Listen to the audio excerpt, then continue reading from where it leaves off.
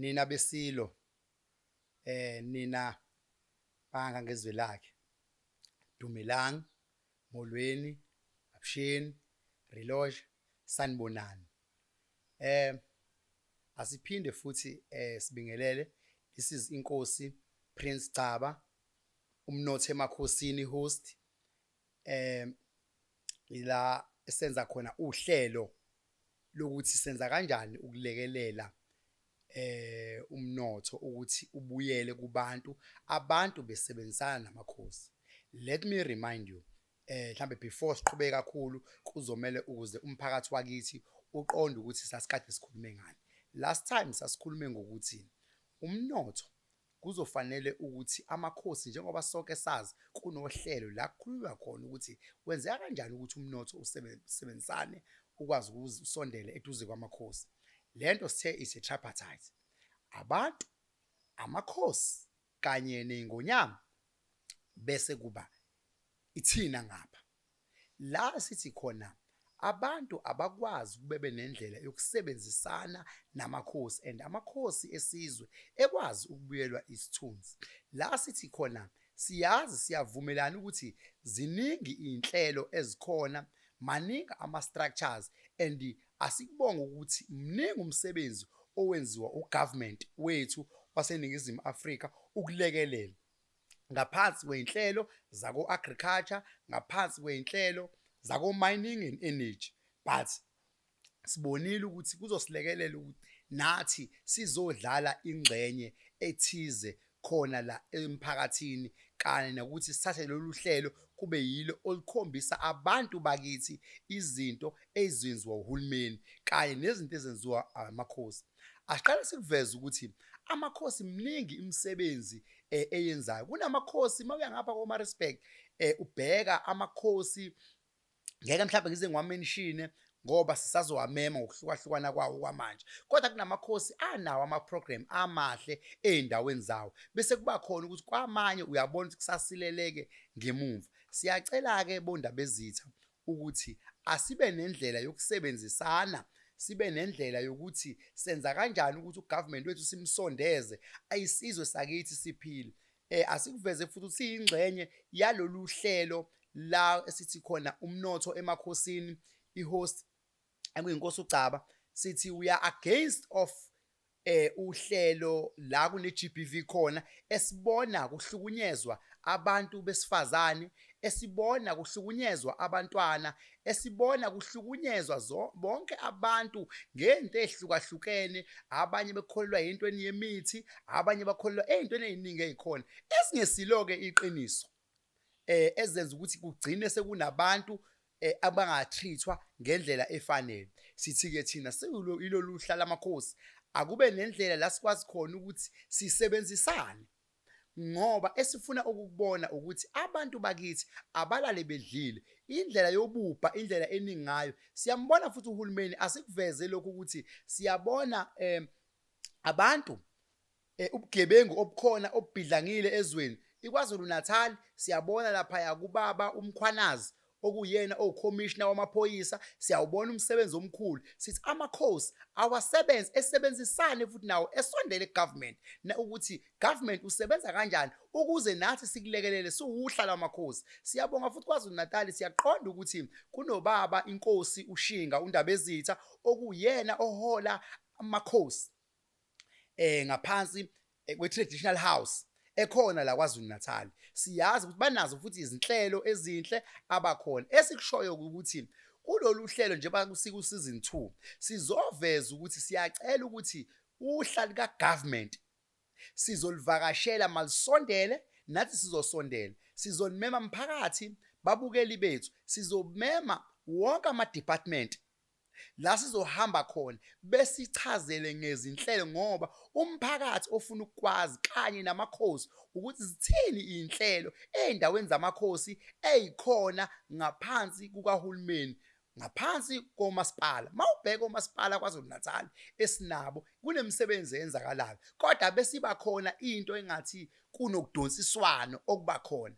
Then uyazibuza ukuthi apha amakhosi kulona lonke lolu hlelo ngoba phela amakhosi iqiniso lithi abanikazi bomhlaba. Akekho umuntu ongazi ukuthi amakhosi abanikazi bomhlaba. Noma uhulumeni zekhona inhlelo zokuthi umhlaba ubuyiswa kanjani kubantu, ubuyiswa kanjani emakhosini. But lelo hlelo luyasetshenziswa siyazi sonke eNingizimu Afrika ukuthi lolu hlelo luseqhulwini. Ilona olusetshenzwayo kakhulu. Kodwa esikushoyo njengamanje ukuthi sicela umphakathi nisivulele iminyango. Sizakini ke manje.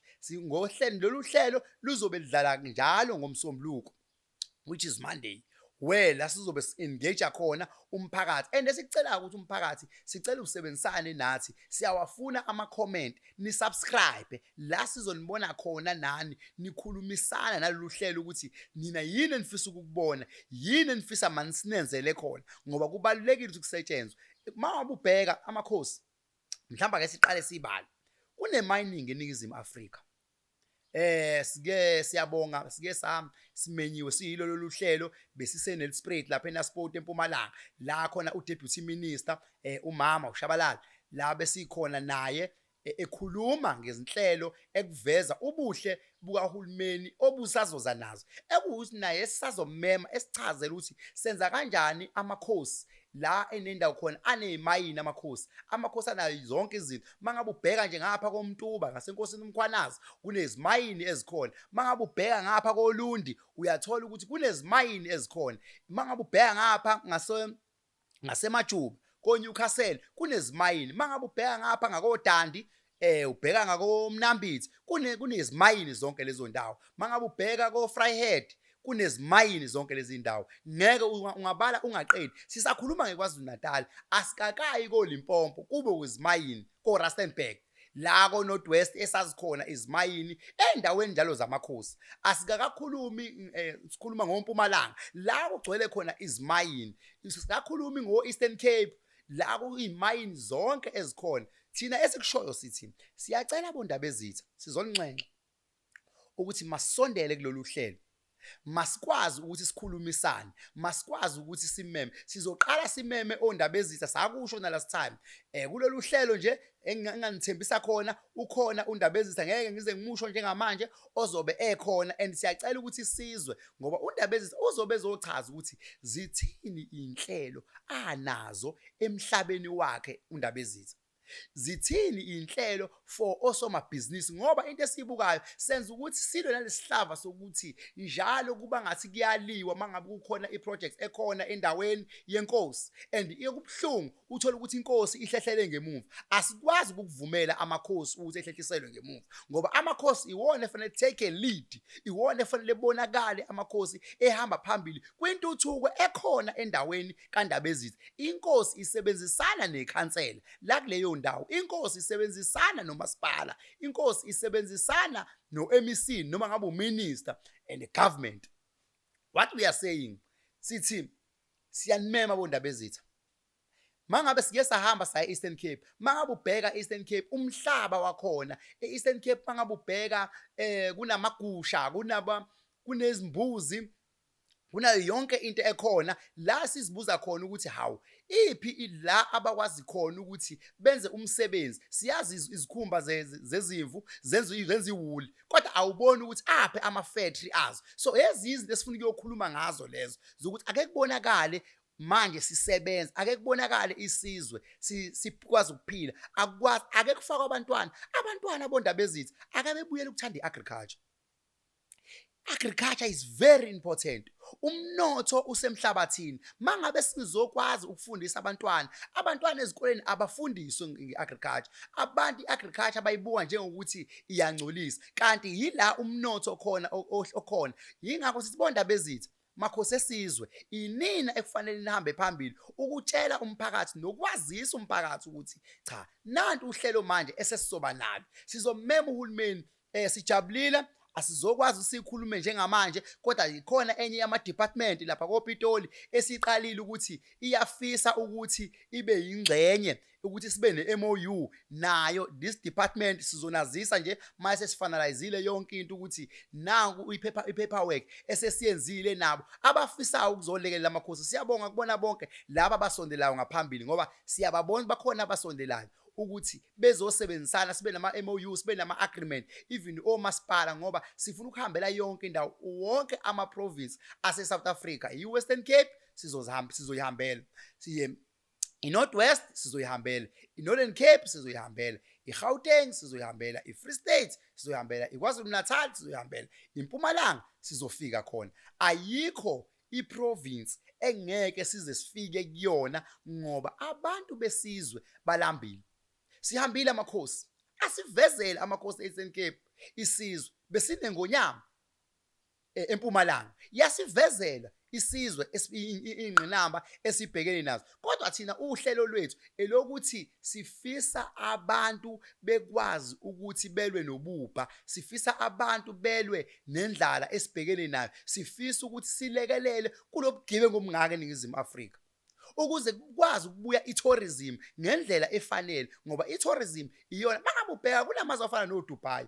ODubai imali abayenzayo eningi yenziwa nge-tourism, so we cannot run away kwi-tourism ngoba i-tourism iyona efaka imali kakhulu. Kodwa mangabe izwe linobugebengu ayikwazi i-tourism ukuthi iqhubeke. Yingakho-ke bondabezisa sithi sondelani kuhulumeni, asisondele kuhulumeni, sisebenzisane, simuzwe uhulumeni ukuthi yini yena ayifisayo, ikuphi amakhosi kuzobaleka, ukuze amakhosi ehlonipheke, ukuze isithunzi samakhosi sibe kula kufanele sibe khona, ukuthi amakhosi awabonakala. Kunabantwana abancane othi mawubabuza abazi nokuthi yini inkosi, abanye baze bengibuze yini umsebenzi wenkosi. Ingoba okusibondabezi asikuvume kokunye ukuthi asondelile kubantu ukuze abantu bekwazi ukuphila. Kunezikole, kunoprincipal, kunama-program amaningi akhona. Fanele sihambe siye kwa-education, sibuze u-MEC wakwa-education, obaba uHlomuka, ukuthi u-education athini ama-program apha, ukhona yini ingxenye la afaka khona amakhosi. Sihambe siyobuza ama-department afana no-Transport and Human Settlement. Sibonile KwaZulu Natal ilidwa uMthombeni, ubaba uDuma, okuyena olida leya department. La sifuna khona ukwazi ukuthi i-infrastructure iyenza kanjani, iyiphi amakhosi, iyiphi inxaxheba ayifanele eyidlala. Kube yiwo futhi amtshelayo njengamakhosi ukuthi thina njengamakhosi nakho sizokwenza. Sihambe siye kubaba lo omhlophe lapha kwa-Public Works ukuthi ikuphi abazokwenza bona njengekwe-infrastructure, u-Public Works ukwazi ukuthi usebenze. Kunama-building amaningi bondabezisa, even endaweni zondabezisa. iThala, we need to call i-CEO yeThala isichazele.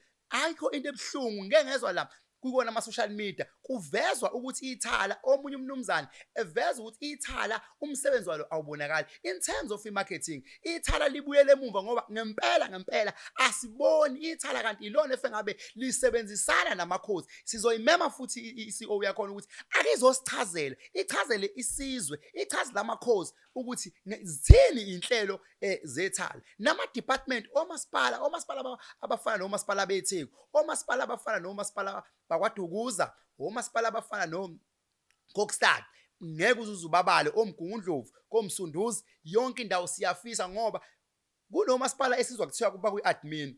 Then you ask yourself ukuthi hawu umasipala mawusiba ku-admin zithini pho inhlelo, i-development ifika kanjani kubantu, kwenzakala kanjani? Ngoba kunomasipala esekuphela iminyaka esilokhu sitshela ngokuthi bakwi-admin, kanti le-admin kungenwa kanjani, kuphunywa nini kwi-admin, isizwe sikwazi ukusizakala nini? So esikushoyo ukuthi siyacela ukuthi mphakathi ake nani nisondele manje, ake manje sithi nje hlangana mhlatho eyazanayo, ake sibumbaneni. Emalokishini ziningi indawo, kuneyindawo ama-infrastructure amaningi elokishini, kunabantu abanikelayo ngezindawo zabo. Mawungabuza ukuthi njengamanje umsebenzi siwenzela kuphi, kunabantu abanikelile ngezindawo zabo. Ekufanele bonke labo bantu umsebenzi wabo uvezwe, umsebenzi wabo iyodwa. Abantu bakithi indlela esizoyenza is to unite. When we don't unite ngeke sikwazi ukuyi-achieve this goal esifuna ukuyi-achieve. But we really need to unite as umphakathi. amalokishi mningi umnotho semalokishini kodwa sekufike abebala sekufike abokuhamba sekufike kuyibona abagcwele emalokishini sebeze bangena ngisho endaweni zamakhaya sizwe ihlazo nokuthi sebethenga ngisho indawo endaweni zamakhosi akwazi kwenzeka kanjalo akwazi kwenzeka indawo engabe iwona amakhosi aveza ukuhamba phambili siyazwa futhi ukuthi bakhona nabanye abakhona kunohlelo olukhona eSouth Africa naKwaZulu Natal nakwamanye amaprovinsi la sithi khona amakhosi anikwa alekelele indlela yokuthi kuvuswe ama-co-op ama-NGOs ama-NPOs la sisho khona kuneyinhlelo ezikhona nje efana zo-EPWP esifuna ukuthi amakhosi ebe ingcenye yazo sizazi ukuthi zenzakala kanjani lezi inhlelo lezi ngoba siyesizwe ngesikhathi sezithi ingane sezine challenge sekwenzakala ini fanele sibone imishini ithengwa imishini yokubhaka imishini yokuthunga sikwazi ukuthi kusebenzisana kodwa amakhosi mengabe zoba ngemuva kwalezi inhlelo kuzoba neproblem so siyacela kakhulu siyazi ukuthi khona nesizwe samabhinqa esikhona eningizimu Afrika sithi cha mabhinqa lolu uhlelo esifuna ukulibona lihamba phambili uhlelo lolu amabhinqa esifuna ukuwabona ekhona siwabone enza umsebenzi siwabona ukuze elwe nawo nokuphila ukuthi abantu abakwazi ukuphila abantu abakwazi ukulala bedlile abantu abakwazi ukuthola umsebenzi iyona nto ke leyo kulolu hlelo esizoyisebenza la sizobona sithi nje thina namlalele ekhaya awuhlale ubuka siyacela naba nembono futhi imbono ivumelekile sizohlala nabo besivezele imbono abanayo ekuyikhona ukuthi sizoyithatha sibuke ukuthi ngoba inhloso yokuthi isizwe senza kanjani ukuthi siphile kubhlungu ukubona abantu belala bengadlile kodwa kube kunamakhosi kube kunohulumeni kunabantu abalala emgwaqeni namhlanje kunomama abahlukumezekile kunabafelokazi abadlelwa imizi abazi izingane bazoyisa ngane esikoleni kodwa akhona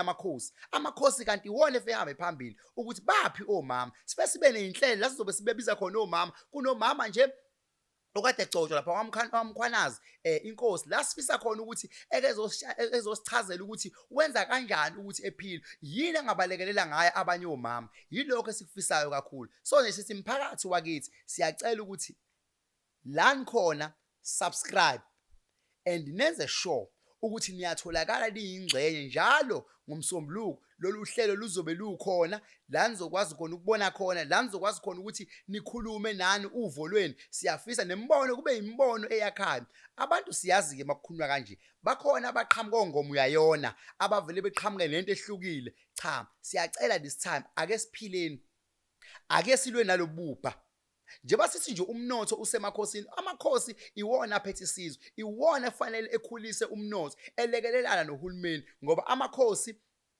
ayivotelwa inkosi iyazalwa okusho ukuthi iyohlezi ikhona inkosi ingakho ke fuye ibonakale ehamba phambili kulolu hlelo bonda bezitha sithi nje siyathoba kakhulu makhosi esizwe makhosi asendlunkulu makhosi esizwe wonke sithi nje bonakalani ibe khona siyazi mihle imisebenzi eniyenzayo iyabona kodwa iqiniso lithi akwanele ziningi izinto ezenziwa abantu abasha kukhona labantu abasha ama-unemployed graduates zifundiswa zakithi lezi asikwazi bonda bese ukuhlala sithule kube ngathi asiyiboni izingane zethu ziwaphethe ama-CVs ezifundile amakhosi kuzovumela ekhiphe indawo zikwazi ukusebenza lapha yana ngoba zinamathalente amaningi kodwa iyona into ezosikhulisela izinga lobugebengu mangabe abantu bengenzi lutho behleli akumele kube khona abantu even sibe nezinhlelo la abantu babephuma khona emajele aza amakhosi ukuthi labantu babephuma emajele iluphi uhlelo ababekelwe lona kodwa sisebenzisana no-government sithi government